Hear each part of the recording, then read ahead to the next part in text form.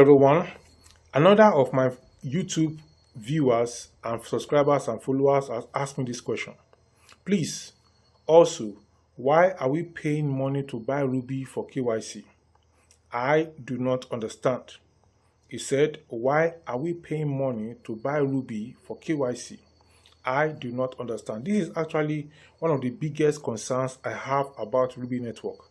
But let us analyze it carefully together. What is KYC supposed to be?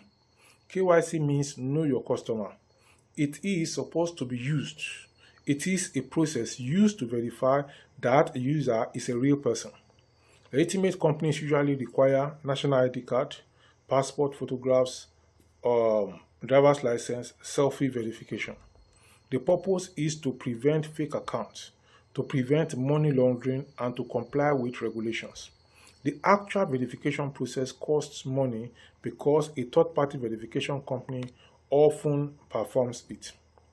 Now, the another question is on this verification, paying for the KYC is it normal for users to pay for KYC? Sometimes, yes, it is normal. Some crypto projects charge a small fee to cover identity verification, blockchain migration, transaction fees. However, the key issue is not whether a fee exists. The key issue is why is the fee being charged and what value is the user receiving in return. The critical question, imagine there are 1 million users, each paying $5 for KYC. That generates $5 million before users have received any actual monetary value from their mined coins. Therefore, a critical analyst must ask, is Ruby making money from KYC fees, or is the fee genuinely necessary for verification? Without transparent financial disclosures, ordinary users cannot easily know the answer. Now, why many analysts become suspicious? A common pattern in questionable crypto projects is stage 1, mining is free. Stage 2, invite more friends. Stage 3, your coins are now available. Stage 4, pay a fee to unlock them. Stage 5, pay another fee to withdraw them. Stage 6, pay another fee to upgrade.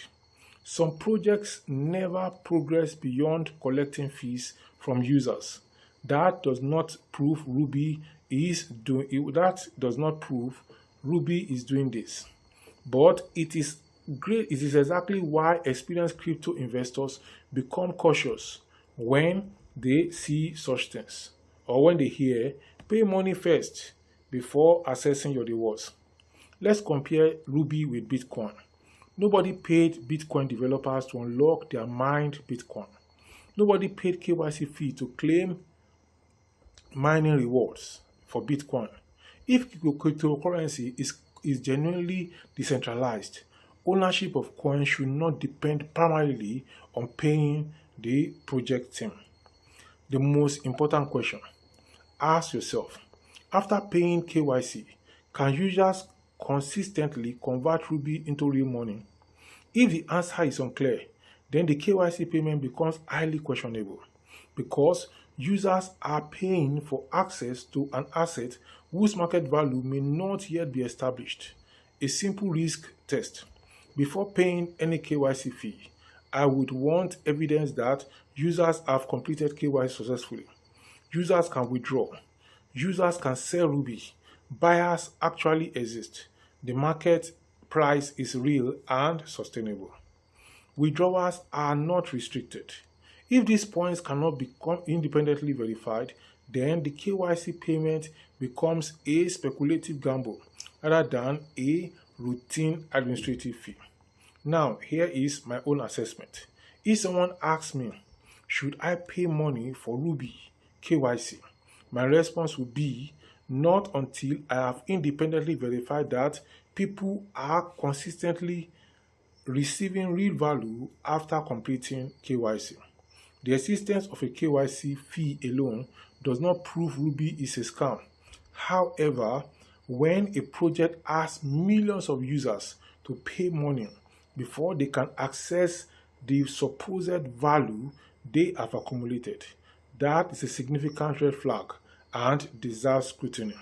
A useful rule in crypto is the more a project's success depends on users paying fees, inviting friends, and waiting for future promises, the more skeptical you should become.